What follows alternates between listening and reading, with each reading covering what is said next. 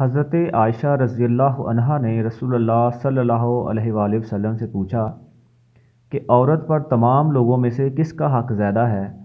تو رسول اللہ صلی اللہ علیہ وسلم نے فرمایا، عورت پر سب سے زیادہ حق اس کے شوہر کا ہے۔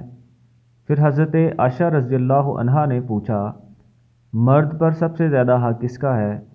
تو رسول اللہ صلی اللہ علیہ وسلم نے فرمایا، مرد پر سب سے زیادہ حق اس کی ماں کا ہے۔